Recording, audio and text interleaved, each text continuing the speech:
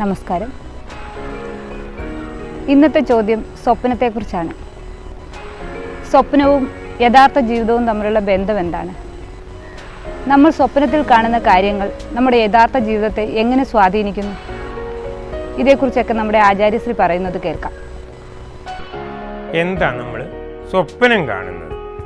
ഈ സ്വപ്നത്തെപ്പറ്റി വളരെ വിശാലമായിട്ട് സംസാരിക്കുന്ന പോലെ ഈ ഫ്രോയിഡ്, യുങ് പോലുള്ള ഫിലോസഫേഴ്സും മറ്റവരുമൊക്കെ ആയിട്ടുള്ള ആളുകൾ ഈ സ്വപ്നത്തെക്കുറിച്ച് വ്യാഖ്യാനിക്കാറുണ്ട്. പക്ഷേ സ്വപ്നം നമ്മൾ പഠിച്ച് വ്യാഖ്യാനിക്കേണ്ട ഒരു കാര്യമാണ്, നമ്മുടെ അനുഭവമല്ലേ. അപ്പോൾ ഈ അനുഭവം എന്താണെന്ന് നമുക്ക് ശരിക്കൊന്ന് നോക്കാം. സ്വപ്നം കാണുന്ന സമയത്ത് നമ്മൾ സ്വപ്നമാണെന്ന് വിചാരിച്ചുകൊണ്ടാണോ കാണുന്നത്? എന്തെങ്കിലും ഒരു കാര്യം സ്വപ്നത്തിലായിട്ട് കാണുമ്പോൾ നമ്മൾ ഇത് സ്വപ്നമല്ലേ, ഇതിനെന്ത് പേടിക്കാൻ, ഇതിലെന്ത് കാര്യമാക്കാൻ എന്നൊക്കെ നമ്മൾ വിചാരിക്കാറുണ്ടോ? അങ്ങനെ ഒരിക്കലും ആരും സിനിമ കാണാൻ ചെല്ലുന്ന പോലെ നമ്മൾ 1 മണിക്കൂർ നേരത്തേക്ക് അല്ലെങ്കിൽ 2 മണിക്കൂർ നേരത്തേക്ക് സിനിമ കാണുകയാണ്, അത് നമുക്കറിയാം.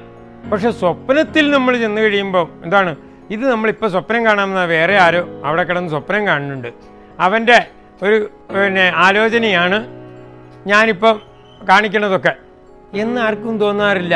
ഞാനൊരു വെറൊരു കഥാപാത്രം, വേറൊരാളുടെ സ്വപ്നത്തിലുള്ളൊരു കഥാപാത്രമാണ് ഞാനെന്ന് ആരും വിചാരിക്കാറില്ല. ഉദാഹരണത്തിന് കിടന്നുറങ്ങുന്നയാൾ 50 വയസ്സുകാരനാണ്.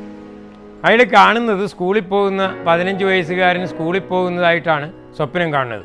അപ്പോൾ ഈ 15 വയസ്സുകാരൻ ഒരിക്കലും വിചാരിക്കാറില്ല ഞാൻ ഒരു 50 വയസ്സുകാരൻ അവിടെ എന്നെ 80 വയസ്സുകാരനാണ് ഞാനെന്നും, എന്നിട്ട് ഞാൻ അവിടെ കിടന്ന് സ്വപ്നം കണ്ടപ്പോൾ ഉണ്ടാക്കിയ ആളാണ് ഈ നടക്കണമെന്നൊന്നും ഈ 15 വയസ്സുകാരൻ അറിഞ്ഞൂടാ.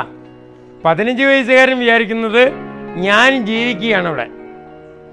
അതുകൊണ്ടാണ് 15 വയസ്സുകാരനായിട്ടുള്ള ഞാൻ പട്ടി കടിക്കാൻ വരുമ്പോൾ ഓടുന്നത്. 50 വയസ്സുകാരൻ അവിടെ കിടന്നുറങ്ങുന്നു, സ്വപ്നം കാണുന്നത് 50 വയസ്സുകാരൻ. പട്ടി കടിക്കാൻ വരുന്നെന്ന് ഭയപ്പെട്ട് ഓടുന്നത് 15 വയസ്സുകാരൻ. അപ്പോൾ ഈ 50 വയസ്സുകാരനാണ് ഭയപ്പെടുന്നത് നിങ്ങൾക്ക് തെറ്റിദ്ധാരണ ഉണ്ടാകും ചിലപ്പോൾ. സ്വപ്നം കാണുന്ന എനിക്കല്ലേ ഭയം ഉണ്ടാകണം? അല്ല, സ്വപ്നം കാണുന്ന എനിക്കല്ല ഭയം. സ്വപ്നം കാണുന്ന 50 വയസ്സുകാരനായ എനിക്കല്ല ഭയം, ഓടുന്ന 15 വയസ്സുകാരനായിട്ടുള്ള എനിക്കാണ് ഭയം.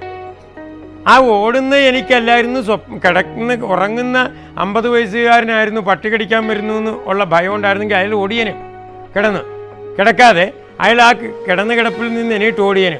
പക്ഷെ ഓടുന്നത് സ്കൂളിൽ പോകുന്ന എനിക്കാണ് ഭയം ഉണ്ടാകുന്നത്, ഓടുന്നത് ഞാനാണ്. അതുകൊണ്ട് യാതൊരു കാരണവശാലും ഭയം ഉണ്ടാകുന്നത് കട്ടിലിൽ കിടന്നുറങ്ങുന്നയാൾക്കല്ല. അപ്പോഴാണ് ഈ ഓടുന്നയാൾ പട്ടി അടുത്തെത്തുമ്പോഴത്തേക്കും മരത്തിൽ കയറാനുള്ള ശ്രമത്തിൽ പേടിച്ച് കയറും. ഇവിടെ കൈ ഒരയുകയോ അവിടുന്ന് കമ്പൊടിഞ്ഞ് താഴെ വീണ് കൈ പൊട്ടുകയൊക്കെ ചെയ്ത് ചോര ഒലിക്കുകയൊക്കെ ചെയ്യും. എന്താണ്, ഓടുന്നയാളിന് ശരീരമുണ്ട്.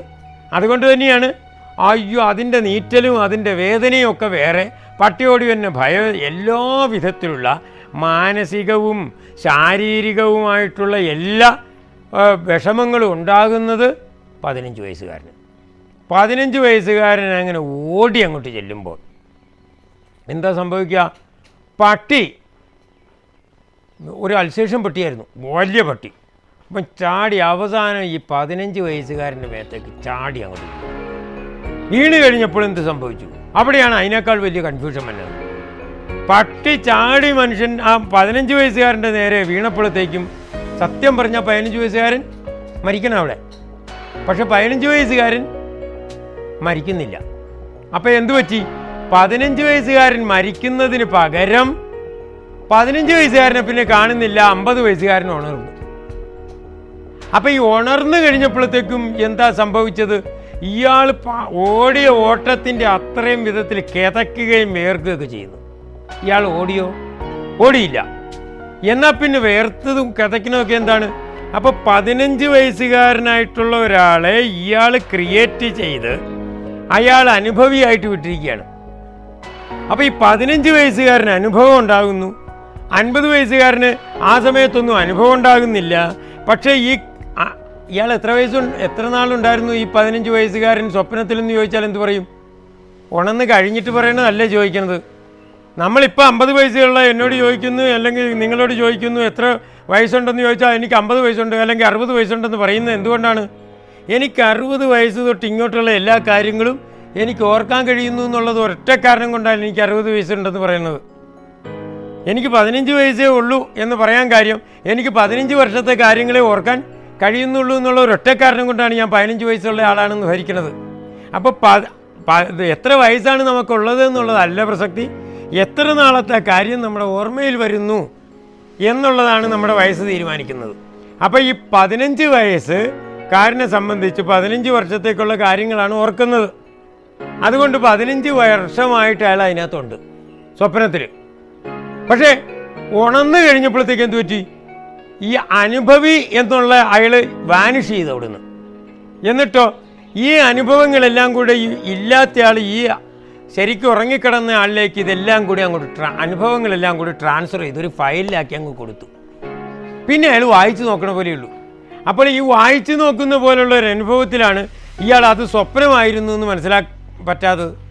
എന്നാൽ ഇയാൾക്ക് 15 വർഷം ഉണ്ടായിരുന്നത് മുഴുവൻ വായിച്ചു നോക്കണമെങ്കിൽ എത്ര സമയം വേണം? 15 വർഷവും വേണം. അല്ലെങ്കിൽ ഈ 50 വയസ്സുകാരനായിട്ട് സ്വപ്നം കണ്ടുകൊണ്ടിരുന്നാൽ 50 വയസ്സിലെ കാര്യങ്ങൾ മുഴുവൻ വായിച്ചു തീർക്കണമെങ്കിൽ 50 വർഷവും വേണം. അപ്പോൾ എന്തു പറ്റി?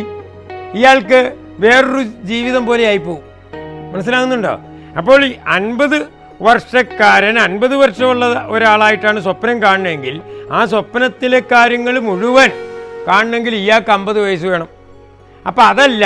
അപ്പം ഇതിനകത്ത് ഈ ഫയൽ റെഫർ ചെയ്യാൻ വേണ്ടിയിട്ട് കിട്ടിയിരിക്കുന്നത് എത്ര സമയമാണ്? വെറും 5 മിനിറ്റ്.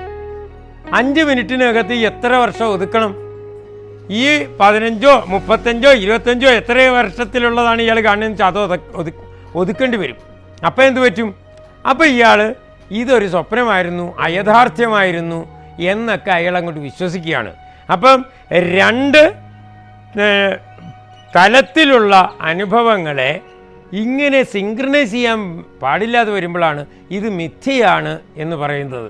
അത് നമുക്ക് ഈ കമ്പ്യൂട്ടറൊക്കെ പഠിക്കുമ്പോഴത്തേക്കും എങ്ങനെയാണത് വരുന്നതെന്നുള്ളത് മനസ്സിലാകും. നമ്മുടെ പിക്സൽസിൻ്റെ കാര്യം പറഞ്ഞുകൊണ്ട് അത് നമുക്ക് വേറൊരു എപ്പിസോഡിൽ പറയാം. ഇപ്പോൾ ഈ സ്വപ്നം എന്ന് പറയുന്നത് ഒരു ജീവിതമാണ്. ആ ജീവിതം ശരിക്കും അനുഭവിക്കുന്നയാൾ ജീവിതമായിട്ട് കാണുന്ന ആ സ്വപ്നം ഉണർന്നു കഴിയുമ്പോൾ മാത്രമാണ് സ്വപ്നമാണെന്ന് ഉണർന്നയാളിന് തിരിച്ചറിയാൻ കഴിയുന്നത്. അപ്പം ജീവിതവും സ്വപ്നവും തമ്മിലുള്ള വ്യത്യാസം എന്താണ്? സ്വപ്നം ആയിരുന്നു എന്നൊരവസ്ഥ മാത്രമേ ഉള്ളൂ. എന്തനുഭവത്തിൽ വന്നാലും ആണ് എന്നൊരു അവസ്ഥയേ ഉള്ളൂ. അപ്പം ജീവിതമാണ് എന്ന് പറയുന്നതെല്ലാം അതിൽ നിന്നുണർന്നു കഴിയുമ്പോൾ സ്വപ്നമായിരുന്നു എന്ന് മനസ്സിലാക്കുന്നു. ഇതാണ്. അപ്പം തമ്മിൽ വലിയ വ്യത്യാസമൊന്നുമില്ല. അനുഭവിക്കുമ്പോൾ ജീവിതവും അത് കഴിഞ്ഞ് ഉണർന്നു കഴിയുമ്പോൾ സ്വപ്നവുമാണ്. അത്രയധികം സാമ്യമുള്ളതാണ്. അപ്പം ഇത് നമുക്ക് സ്വപ്നമാണോ അല്ലയോ എന്ന് എപ്പോഴാണ് മനസ്സിലാകുക?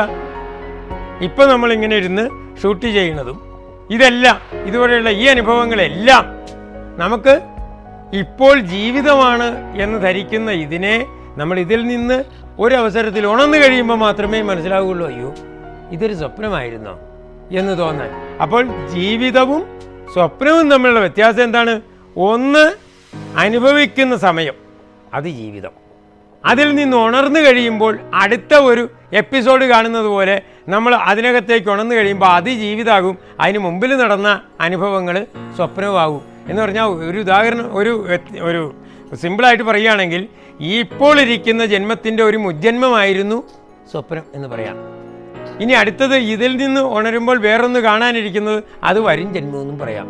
ഇത്രയധികം വളരെയധികം യോജിച്ചു പോകുന്നതാണ് സ്വപ്നവും ജീവിതവും.